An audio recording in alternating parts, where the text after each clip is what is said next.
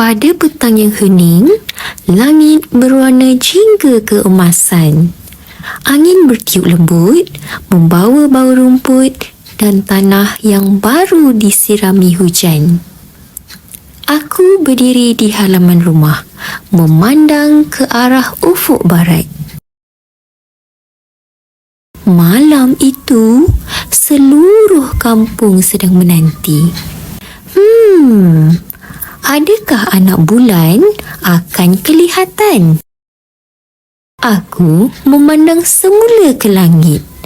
Tiba-tiba, kelihatan satu lengkungan halus bulan sabit di ufuk barat.